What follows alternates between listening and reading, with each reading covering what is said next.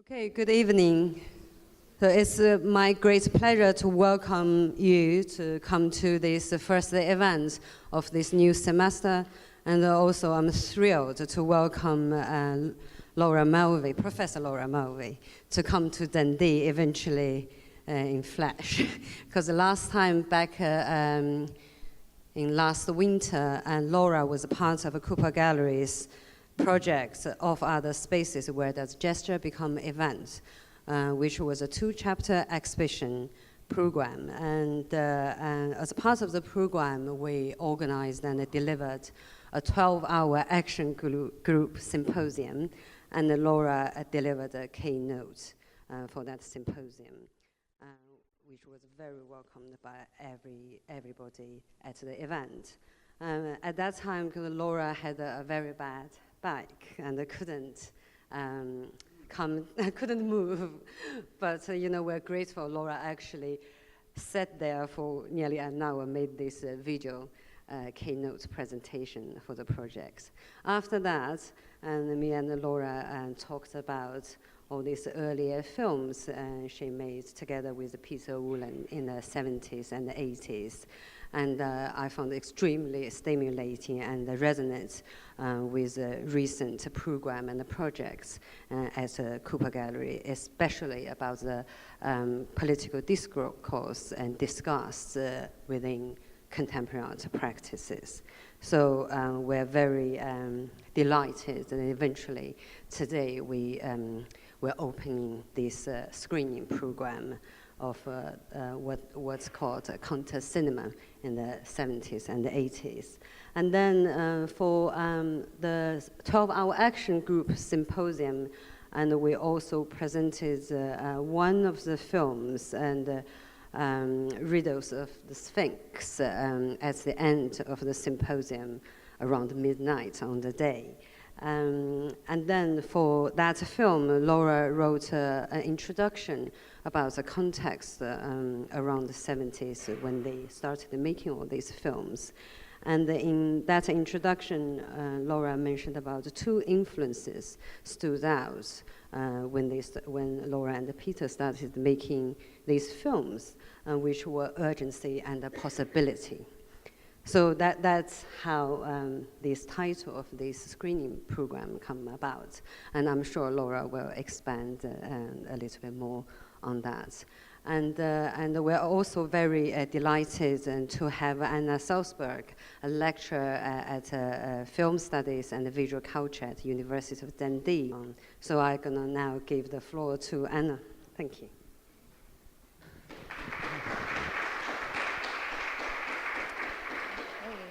Thank you, Sophia. Thank you. It is a truly great pleasure to be here tonight to introduce Professor Laura Mulvey, who is a world-renowned film scholar whose work has literally shaped the field of film studies and visual culture. In 1975, with the publication of her essay, Visual Pleasure and Narrative Cinema, Professor Mulvey called for a radical reappraisal of, I guess we could say, the ethics and aesthetics of mainstream cinema and its depiction of women.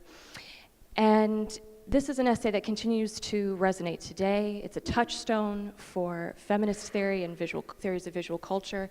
And it's one that we always return to in thinking about how to challenge established modes of thought and spectatorship.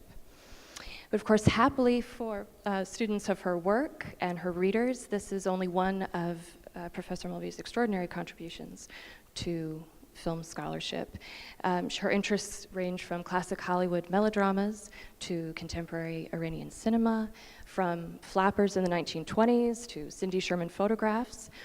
She's written beautifully of Marilyn Monroe, and as well, even rear projection screens in classic Hollywood films. That's a wonderful, I love that essay. Her numerous works include the books Visual and Other Pleasures, Fetishism and Curiosity, Cinema in the Mind's Eye, and a study of Citizen Kane for the British Film Institute. In her most recent book, Death 24 Times a Second, which was published in 2006, Professor Mulvey once again interrogates the pleasures of classical Hollywood cinema, but this time asking her readers to think about it through the lens of the digital age.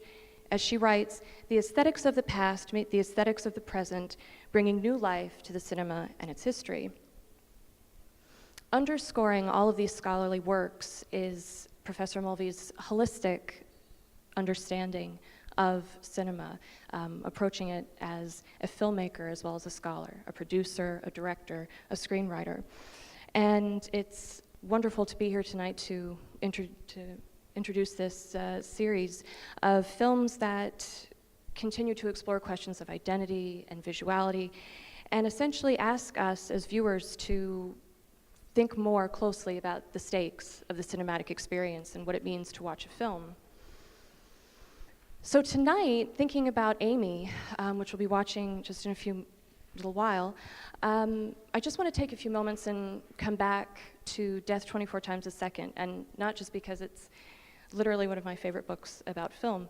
I love the way that this work engages with the magic of cinema, but the darker magic, and the way that the cinematic technology from its earliest days has spoken to a desire to reanimate the past, a desire to bring to life a treasured star, a favorite scene from a film, even a particular image.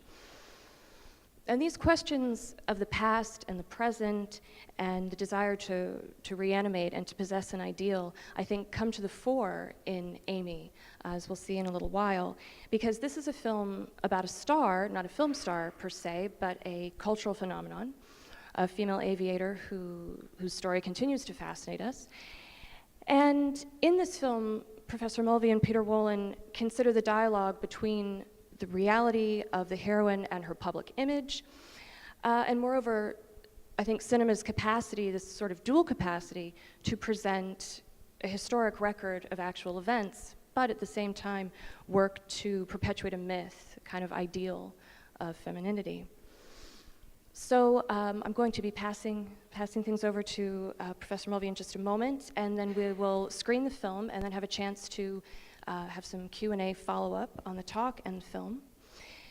So in closing, I'd just like to quote a few lines from Death 24 Times a Second, where Professor Mulvey writes, "At a time when new technologies seem to hurry ideas and their representations at full tilt towards the future, to stop and to reflect on the cinema and its history also offers the opportunity to think about how time might be understood within wider, contested patterns of history and mythology." It's always a privilege to read and to see Professor Mulvey's work and to consider the ways that it illuminates those patterns of cultural mythology and history that we risk taking for granted. And it's indeed a gift for all of us to be here tonight with her. So we welcome you tonight and to the screening series as a whole to reflect on cinema and its history, but most especially Professor Mulvey's treasured place in both. So thank you.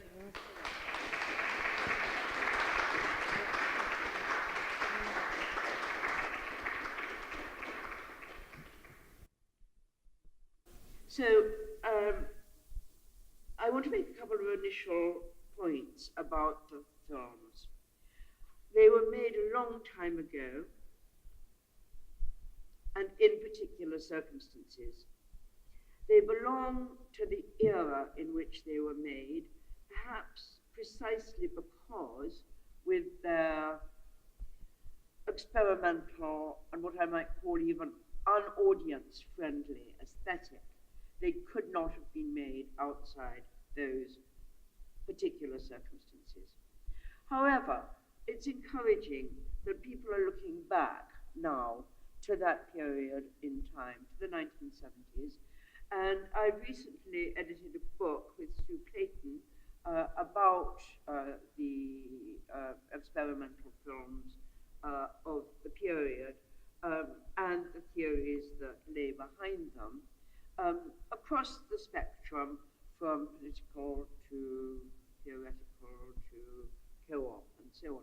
I should have brought it with me and held it up for you to see, because this book that we worked on for so hard for 2 years, I'm hardly bad to say this, when the publisher came to tell us it was about to come out, it was £60. So how you spend all this time working on something which you think is going to speak to a younger generation and that people are going to be able to buy and read on the bus and so on. Who's going to buy a book at £60 with no paperback in review? Possibly a Kindle. But anyway, so I could have held it up and then you could have just seen it. But anyway, anyone who has access to a university or art school library, it would be nice if you tried to get hold of it. Anyway, in terms of looking back, I like to think of the people, the young people, the younger generation who are looking back today from our present moment in time to the 1970s as symmetrical to the way in which we, in the 1970s, looked back to the 1920s and to the avant-garde experimental spirit of that particular period. And I'm going to come back to that at the end of the point of my talk. So, I'm very glad to have the opportunity to make this introductory presentation, to give some background to how and why Peter Wollen and I came to make films from the mid-70s to the early 80s, and how and why they came to be made in the way they were. And the gallery, very astutely, and as Sophia just pointed out, has taken the title of the screenings from a comment I made in the BFI booklet of Riddles a couple of years ago. I said two circumstances stand out. One is to do with urgency, and the other is to do with possibility, and there they are. Urgency. For me, the rise of the women's movement and its collective feminist perception that images of women were a significant political, not simply cultural, but political issue and an important site of struggle. And in the early 70s, I'd been involved with the Miss World demonstration, and there were also actions in the underground in London, for instance, putting up stickers on ads saying this ad exploits women. So there was a sense of protest against images as being part of actual political action. Possibility. Looking back, reading between the lines of Peter's 1970 essays, particularly on Godard, it seems clear he was beginning to think practically about the possibility of an intellectual or a theoretical cinema.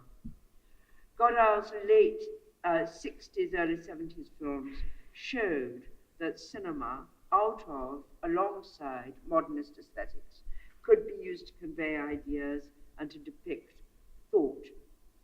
And the influence of Godard was augmented by other cinemas, by radical European cinemas, Strauss, Pillet, New American cinema, Snow, Frampton, Reina, Brazil's Cinema Novo, Glauber Russia, etc., which reached the UK through festivals, special seasons, and so on, part of the curatorial energy of that decade. Now, and to return to the question of urgency, my manifesto essay, Visual Pleasure and Narrative Cinema, was not only a critique of Hollywood, but also a call, as Sophia just pointed out, or was it Anna just pointed out, one of you, a call for an alternative feminist avant-garde cinema. To elaborate the central points of this presentation, which I'll return to later, these are the key ideas which I'm going to keep coming back to. The filmic representation of women, once articulated as a political issue, necessarily raised theoretical questions, which then needed to be thought through cinematically, through specific aesthetic strategies. So thus, to repeat, a feminist politics, a theory, including psychoanalytic theory, had to be translated into the materiality of film itself, to what appeared on the screen. So nowadays, the idea of the essay film has become very current and very significant in film culture. And people often ask me whether Peter and I thought of our films as essay films. At the time, we thought of them as theory films and as an extension of our earlier theoretical writing. But our writing had always been, in a sense, essayistic, quite short pieces, published in journals, magazines, and we wrote outside either conventional film criticism and outside an academic context. I didn't have an academic job until 1979, and Peter was at this time working from 1972 at various universities, but still his writing continued to be essayistic rather than academic, to my mind at any rate. So the question which I have to return to is this: how did we make the move? How did the move take place? How did the quite abstract theoretical ideas I've been emphasizing turn into films? And also I sometimes ask myself now, which I never asked myself at the time, why film? Why was it so important to make films?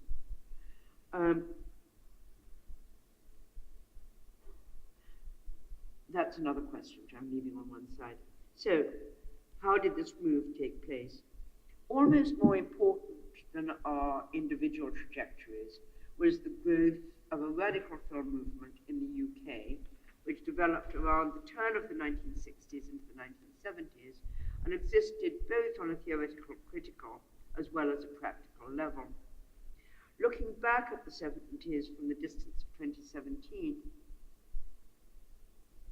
it seems as though cinema took a certain direction during the decade, turning towards the political and the experimental, undergoing a kind of flowering, as it were, as though unconsciously marking the last moments before the onset of Thatcherism and neoliberalism. So, what were the reasons for this concentration of critical and creative activity during the 1970s? They were various. And I think it's really interesting to realize that although nowadays when we look back, we think primarily about the films that were made at the time. However, the surrounding cultural context was almost as important at the time as the films that were made. So there was a variety, growth of film magazines, After Image and Screen, journals that saw a great wave of writing about new avant-garde film, the historic avant-gardes, and about third cinema, for instance. Also, art schools expanded, gained in cultural authority, and their curricula expanded to include film practice, like in Sept, this particular school where we're sitting. Duncan of Jordanstone is a very good example of that kind of tradition. The British Film Institute's education department funded seminars, seasons of relevant films, study schools, and supported the Edinburgh Film Festival, where screenings of new experimental films were accompanied by symposia publication. There were very important screenings at the National Film Theatre in London, where I saw for the first time some of the new experimental films that were being made by women across the world.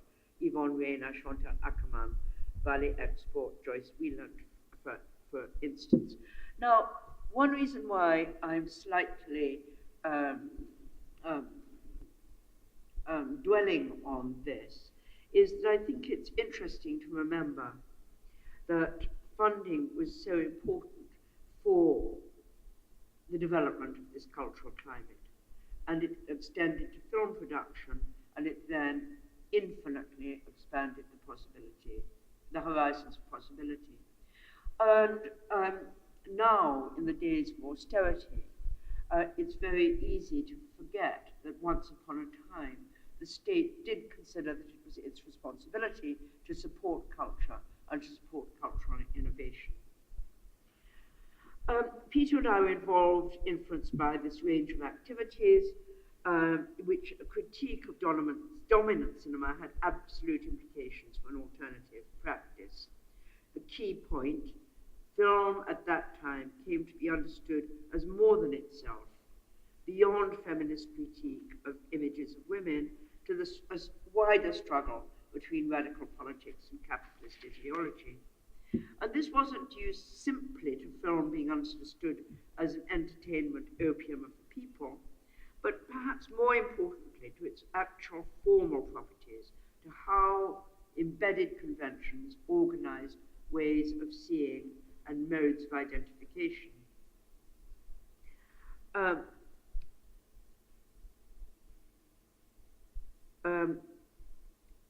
All these points led to what kind of cinema would negate the conventions of the all-pervasive entertainment film. And this is where the aesthetics of modernism meet the negative aesthetic of counter-cinema with strategies of dislocation, of shock, disengagement, and making strange.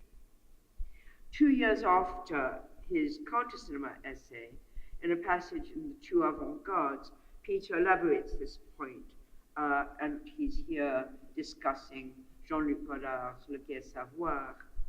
He says, the film deliberately suspends meaning, avoids any teleology or finality in the interests of a destruction and reassembly, a recombination of the order of the sign as an experiment in the dissolution of old meanings and the generation of new ones from the semiotic process itself. Le Gai Savoir is not a film with a meaning, something to say about the world, nor is it a film about film, but a film about the possibility of meaning itself, of generating new types of meaning. The array of sign systems at work in cinema are thus brought into a new kind of relationship with each other and with the world. So now I want to make a few more specific points about these questions of aesthetics theory and politics, and I'm going to focus particularly on our first two films, which are the most theoretical, although Amy, which we're going to see this evening, I would actually link in with them. Okay, so our theoretical ideas emerged from our political preoccupations. The film's aesthetic strategies emerged from our theoretical preoccupations.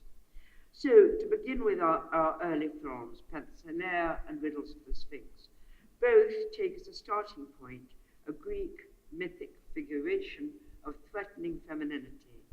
And this figuration provided us with a framework for thinking through issues raised about myths of women using psychoanalytic theory and language and semiotics.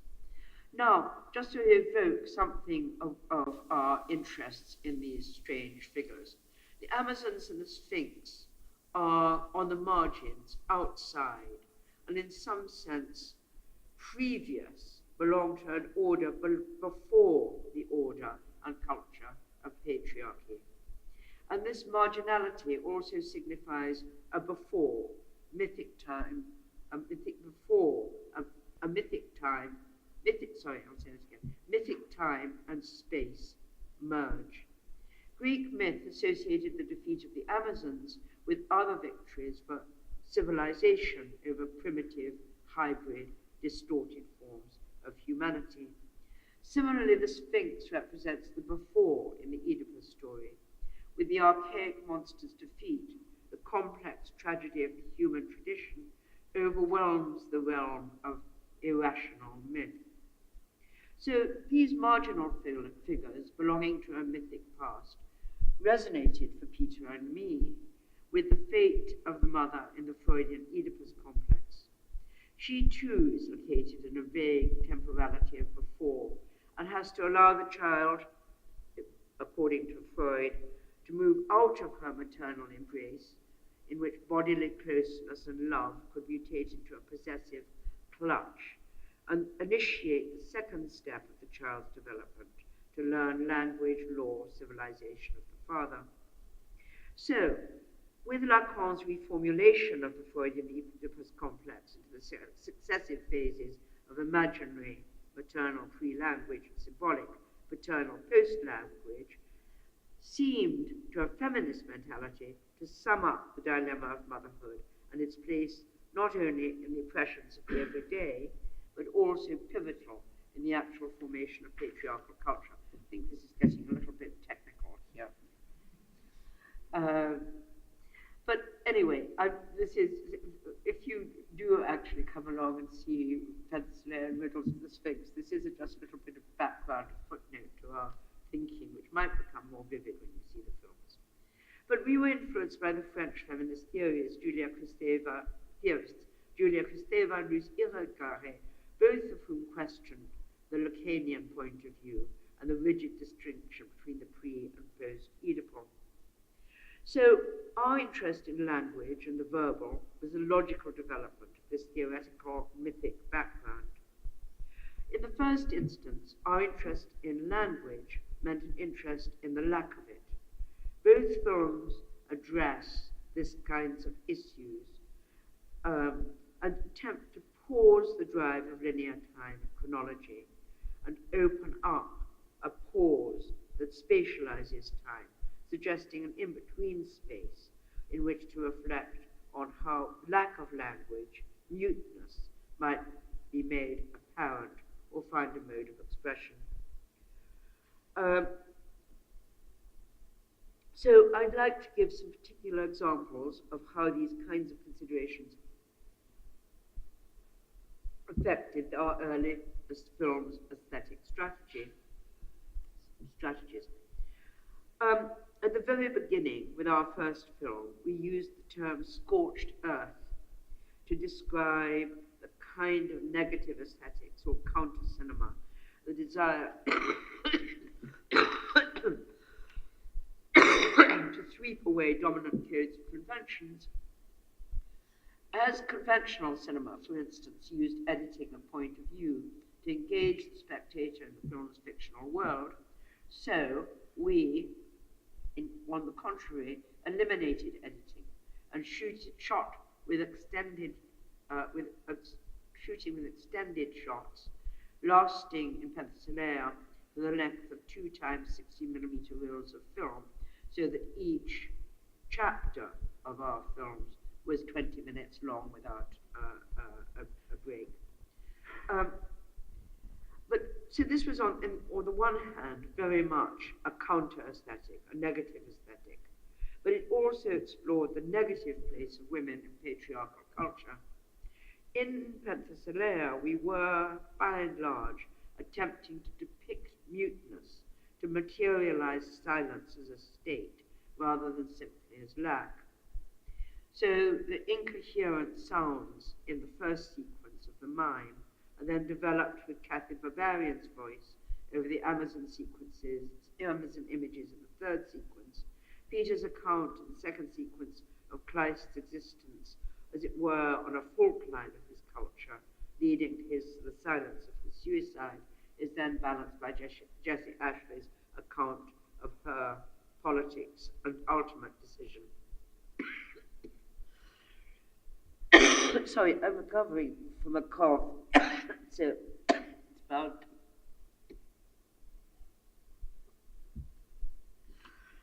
Maybe it doesn't come too bad.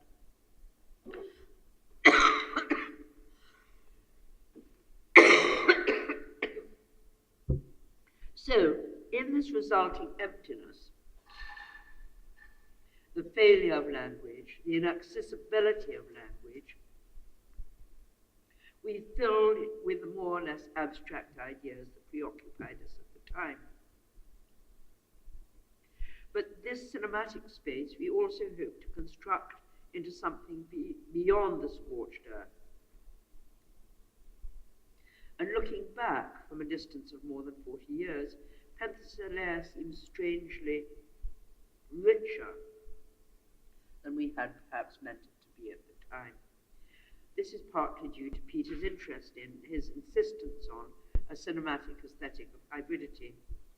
His essay, The Two Avant-Gardes, in 1974, was a manifesto for A third, or impure cinema, that would introduce other arts and cultural range of reference to film. For me, influenced by feminist iconoclasm, without negation and the scorching of the earth, the lost voices of women would never find a conceptual space in which even the question of their language could begin to stutter. But with Riddles of the Sphinx, Peter and I hoped to reach a beyond scorched earth. We wanted to produce new images, new formal cinematic means of representation and narration to conjure up women's feelings and experiences. Taking a mother as the film's central idea and figure demanded a direct engagement with these issues. What new images, what perspective on cinema, what kinds of narrative should we use to approach the topic, even tentatively? So drawing on our own interests and contemporary concerns for women's movement led us to mix psychoanalytic theory with the everyday politics of the domestic. Peter and I imagined a film that moved beyond a strategy of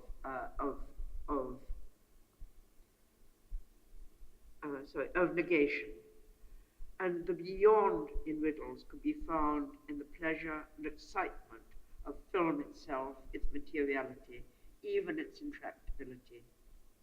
And we used for the central section of the film, the story, 360-degree pans, which form kind of tableau-like structure. So while reading would still necessarily be strange, we could bring the figure of the mother into a feminist cultural discourse, still shadowy, but promising change. And Mike Radcliffe's music makes a major contribution to the film. And Peter's experimental writing, the voice off, uses elements of chance, stream of consciousness, to create a form of language that hovers on the edge of signification. In both films, gesture, both of the camera and of performance, has a crucial role as the privileged language of muteness.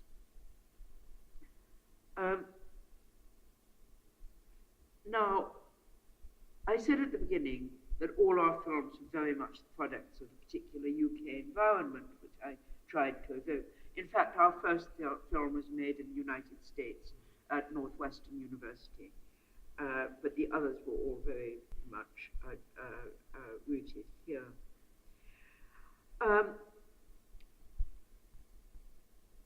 So the question is, what happened? How did the political and cultural atmosphere change between the decades, separating the 70s from the 80s? And the break is located in and around 1979, emblematically figured by the election of the Conservative government that year. And after that year, the independent film movement began to lose momentum, became politically disorientated, suffered from the immediate cuts to state-funded cultural productions of all kinds. However, that was the minus side.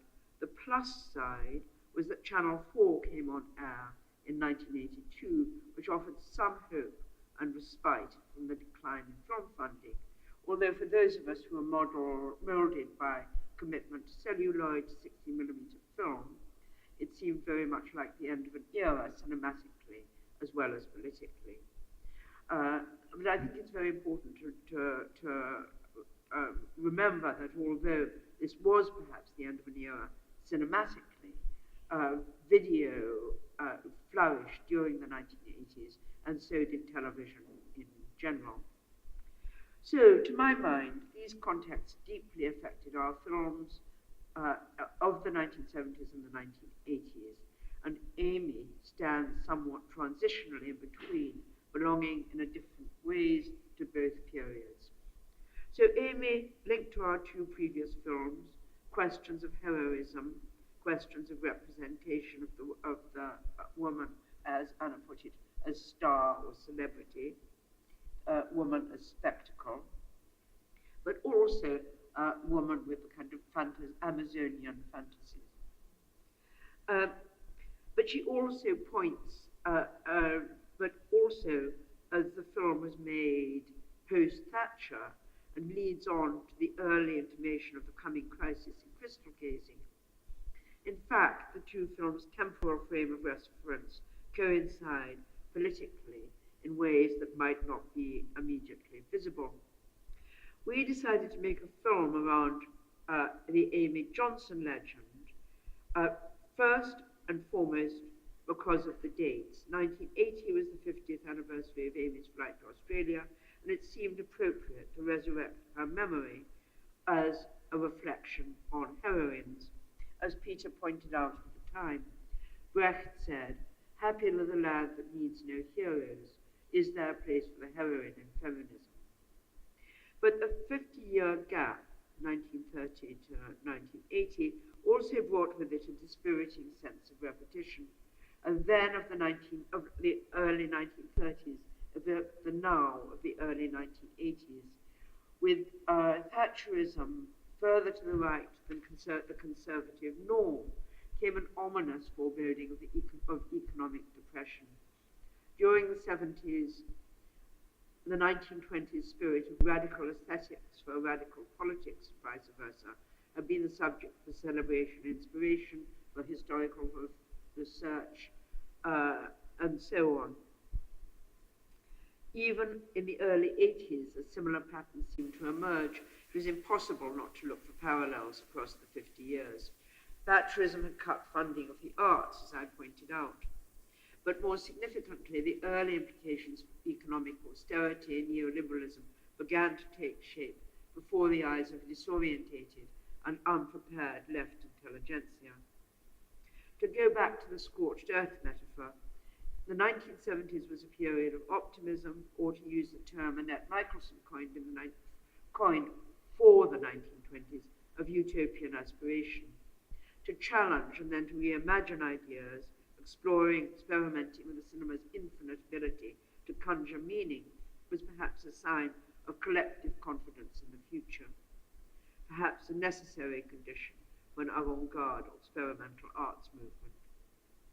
Crystal gazing, made only 5 years after Riddles of the Sphinx, was a response to post-79 disorientation and is symptomatic of how the spirit of the times had changed.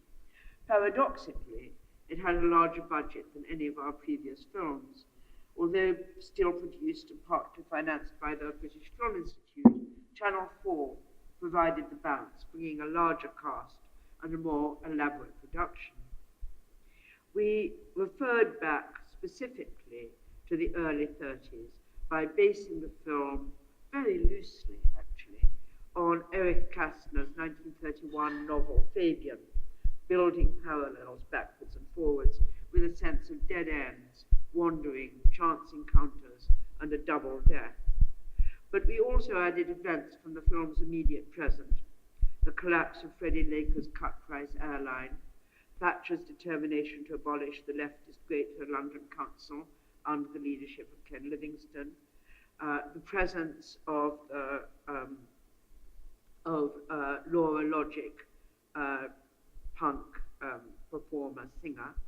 We still use tableaus, single-shot strategy, but the camera looks into spaces almost theatrically, and the spirit of the story, character, and event is gestural and self-consuming. We used our old neighbourhood for crystal gazing around Ladbroke Grove, Portobello Road, and to my mind, those streets, shops, and cafes and so on have a contradictory quality that typifies film itself. And 1982 reality is vividly inscribed onto the film material, but they're also, in a fitting metaphor for the devastation of time, the ruins of another era.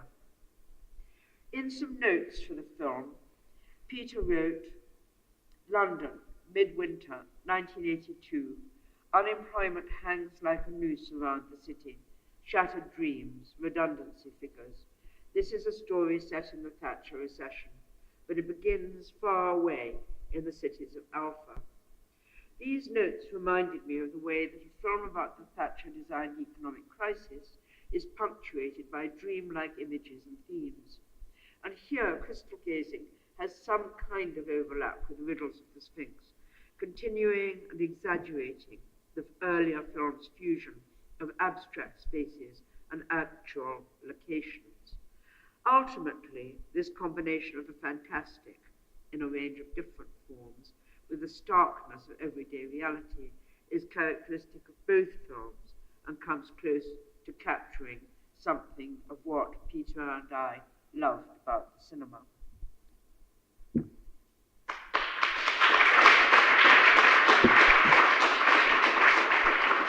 Now, we have to show, are we showing this? Shall I just say a word of introduction? This is slightly off topic, but it was a special request from Sophia and Peter. They heard about a video that I made in collaboration with an artist, Emma Heddich, quite some time ago now, which was a visualization of my 1974-5 essay, Visual Pleasure and Narrative Cinema.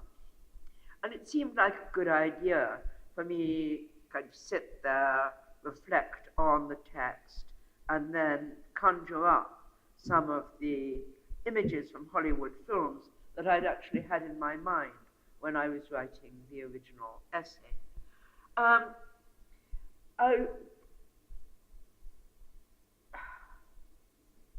No one likes seeing their own performance.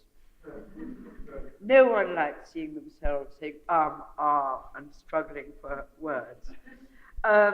Obviously, I couldn't sit there and just read Visual Pleasure and Narrative Cinema aloud, so I had to improvise a bit. I don't think my improvisation is really up to scratch. The images that we used weren't really up to scratch either. I was just getting together videos, VHSs that I could find. So the thing is, it's minimal, and I think to a certain extent we have to try and see its charm in this spontaneity and in its scratchness, like scratch orchestra. So anyway, I chose, how many minutes is it, Eileen? 3 minutes, that's not too bad. Yeah.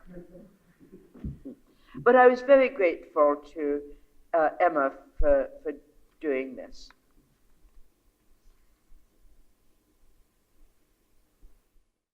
In a world ordered by sexual imbalance, pleasure in looking has been split between active male and passive female. The determining male gaze projects its fantasy onto the female figure, which is styled accordingly. In their traditional exhibitionist role, women are simultaneously looked at and displayed with their appearance coded for a strong visual and erotic impact, so they can be said to connote to be looked atness.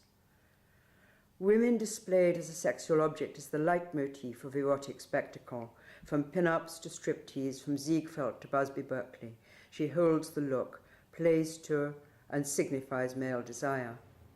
Mainstream film neatly combines spectacle and narrative. Traditionally, the woman displayed has functioned on two levels, as erotic object for the characters within the screen story and erotic object for the spectator within the auditorium, with a shifting tension between looks on either side of the screen. For instance, the device of the showgirl allows the two looks to be unified technically without any apparent break in the diegesis. The woman performs within the narrative, the gaze of the spectator and that of the male characters in the film are neatly combined without breaking narrative verisimilitude.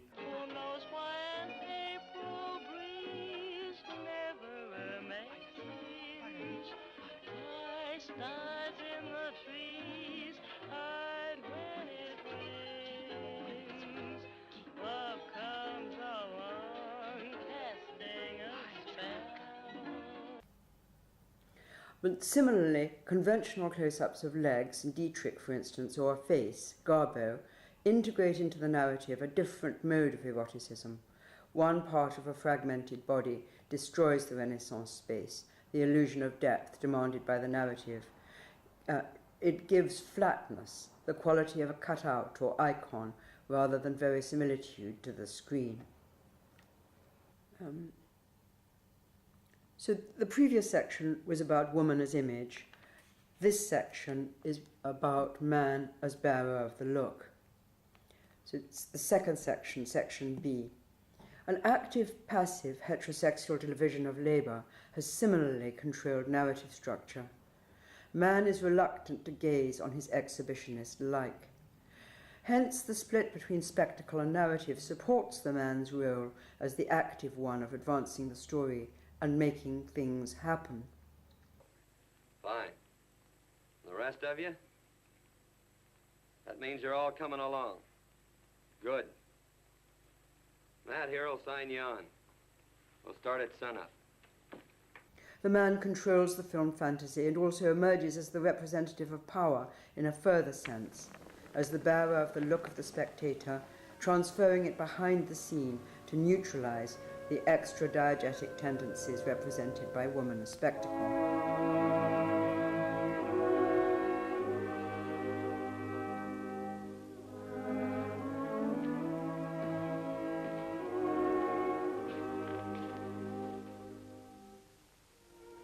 Drop this? As the spectator identifies with the main male protagonist, he, the spectator that is, masculinized. Across a few places which are contemporary in today's world, you know, the problems in Aleppo in Syria, Yes. and in the Muslim part of Burma, Yes. or And Banya. actually, if you look back even before that, when it crosses former Yugoslavia, you Yes, see Banja Luka. that was the other It's one. extraordinary the way, since 1980, the map has changed in meaning. That's right. I mean, I think that's a really extraordinary, really important point, Yeah. because it's one of the ways in which we build our own headlines That's right, yeah. So back it's, into the film, or our associations. yeah, the, with the different the places. retrospection from 1980 back to 1930, Yeah, and then you yeah. link it to today, the retrospection from today back to 1980. Yeah. Very interesting. And also, it also makes a certain kind of reflection on the British Empire, because it was the time of the salt raids and so on. And I mean, we didn't put this in the film, but Amy was seen as a heroine of the empire. And so there's all the kind of contradictions in the events and indeed the geography. And I was looking this time to see if she crossed Burma, and I've never looked out for that before. And it just shows how one changes one's attitude to it as the news changes. Thank you. Anyone else? We have a roving microphone, so we can, Anyone wanna? Oh, we have a question over here, just over. I'm one of the people where when I watch films, I get subtitles whenever possible because I just have problems like hearing sometimes.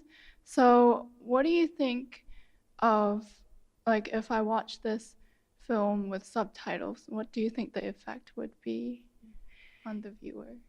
Okay, yeah, so how would subtitles impact the presentation of the film if one were to watch the film with subtitles? How do you think that would? Would it kind of disrupt the viewing experience? Yeah, would it be disruptive or add something else? That just brings up the general question of to what extent was the coming of synchronized sound or voice to film, as people have put it, the cinema's fall from grace. So either if you, after the internationalism and the way in which film traveled during its so-called silent period, though of course it wasn't silent, it wasn't synchronized sound, You know, either you have to have the intrusion of dubbing, or you have the intrusion of subtitles. And both of them, in a sense, could remind a purist that film was born without voice. But at the same time, as I said earlier, for Peter and me, the hybridity of film, the mixture of media and the mixture of tone and music, different kinds of voice and so on, is actually of the essence. So I think it's just something you have to live with. I think that reminds me, in your talk you mentioned very heavily the materiality of film, and that was something that was very compelling. I mean, I wonder how you feel about, could a film like Amy be made today with the digital? I mean, would your own filmmaking approach be altered by the different materiality? Filming in 16mm was a discipline, and we had no money for this film. We'd put into the BFI for funding. We'd got very good funding for Riddles of the Sphinx, but we didn't get it for Amy. And the original project we put in was quite a complicated one, using blue screen or rear projection or something or other. And in actual fact, it seems to me that we did very well to be refused and to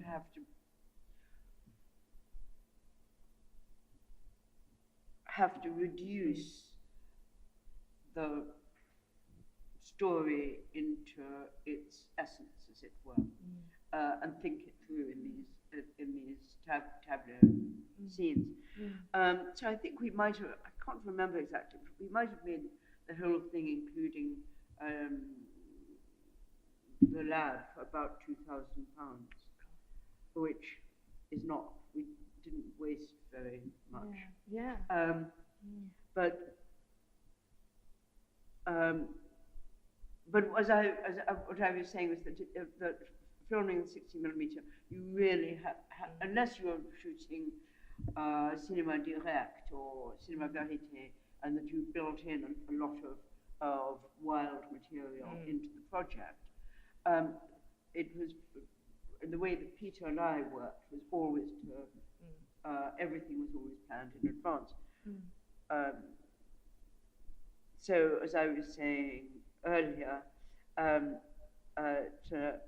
now, although I can't say everything was organized before you got on the set, but more or less you knew what you hoped would happen, even if it went a bit off kilter at times. So in that sense, there was a very strong discipline, and I think it's harder for people nowadays with the freedom of digital. It produces a different kind of rhythm and a different kind of momentum.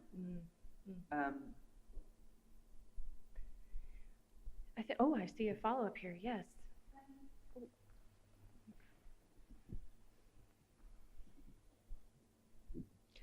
Thank you. Yeah, I was wondering if I could ask you to look back on your visual pleasure essay in a way that I know you began to do in your afterthoughts essay on visual pleasure. And what are your thoughts now, looking back, in terms of the challenges of working with patriarchal construction of psychoanalysis, but also of the challenges of the fact that the spectator is always seen as male? And how do you get around that when you're trying to use patriarchal notions? I mean, to be absolutely honest about it, when I was emphasizing the masculinity of the spectator, I was thinking about the great days of the Hollywood studio system. I wasn't, in a sense, generalizing into the whole of film and the whole of its history. And one of the reasons why I got really caught by the flap of films that Anna mentioned is that you do have deviant female stars with desiring gaze.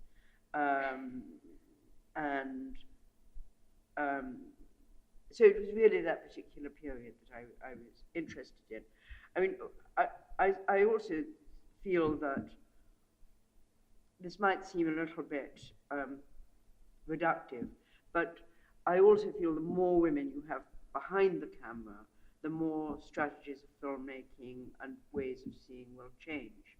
And that's only really beginning to modify a little bit. I mean, I always say that when we did our women film event at Edinburgh in 1972, when we got together all the films by women that we could, almost. And if you'd asked me then, at the turn of, what the situation would be at the turn of the century, what would I visualize? I would have said there would be a gender equality behind the camera, that there would be 50% women making films. And I think that, in a sense, shifts preoccupations, shifts content, shifts ways of seeing, and just, it's not necessarily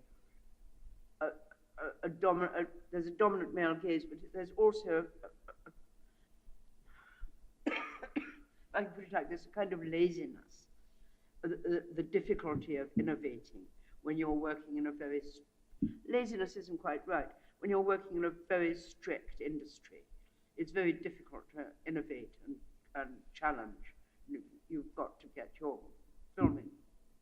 So I do think that women who, as we know, have lower budgets when they do get to make big films. Well, I don't know about Wonder Woman. That looks like a pretty big budget. But generally, women directors have lower budgets, and I think they might have more freedom to innovate, even within the very strict restrictions of the industry. Anyone else? Oh, we have a question just right there. Sorry, this isn't very well formed, but I was thinking about this relationship between the heroine and the hero, and this kind of idea of a figure who's a maverick acting against authority. And I was curious as to what your relationship was as a director with the presentation of the figure on film, and specifically in Amy. So I didn't quite hear. So the comparison, so the relationship between the hero and the heroine as paralleling the director. Yeah, I was kind of wondering about your relationship directing the figure as presented in a film, and this relationship between the hero or the heroine as a kind of conventional trope within cinema. So when you were, so that sort of quality of directing the actor here, how that related to the idea, the concepts of the heroism and the heroine. In Amy, I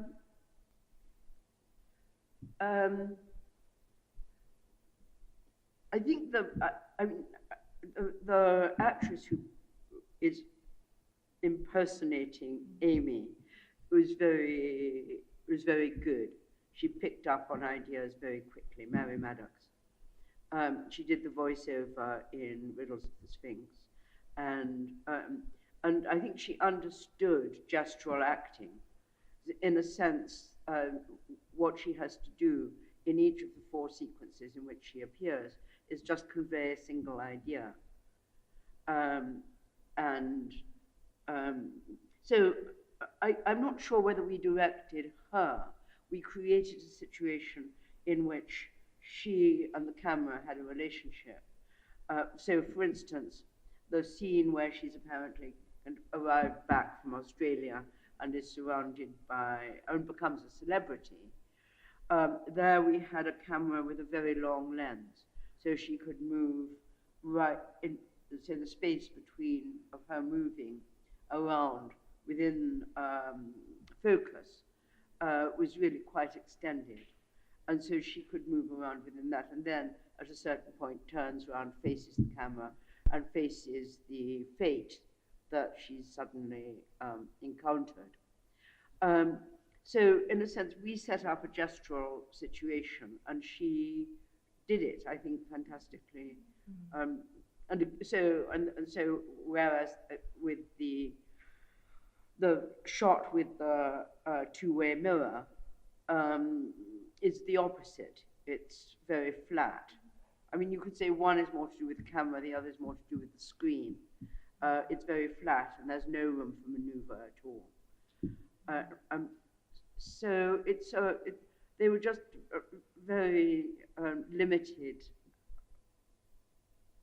Well, limited isn't quite word. The word, they were very particular ideas that she had to do in each one. And at the beginning, obviously, it's just the change of mise en scène, which is much more, it's not so much her, as she says in the second two. It's much more about the mise en scène and the change of lighting and the change of scene, and then having the identical reverse camera movement. Thank you. So I guess maybe one more question, or yeah, we're good. Oh, I'm so sorry. Yes, over here.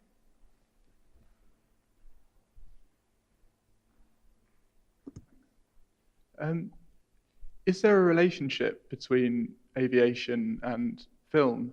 And if so, did that impact your decision to feature Amy Johnson as the subject of your film? That's a terrific question. I'm not sure, but I think there probably is. I mean, in the voiceover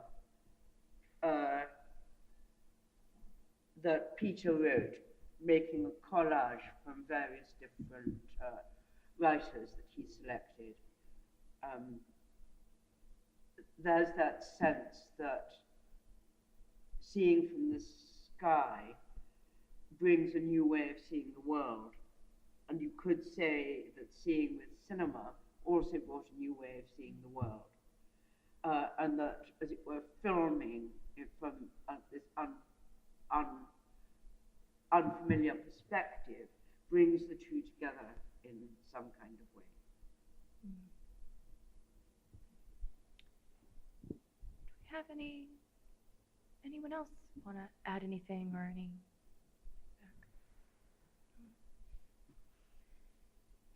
Well, I want to say thank you for being here. Yes. And thank you, Sophia. Yes, thank you.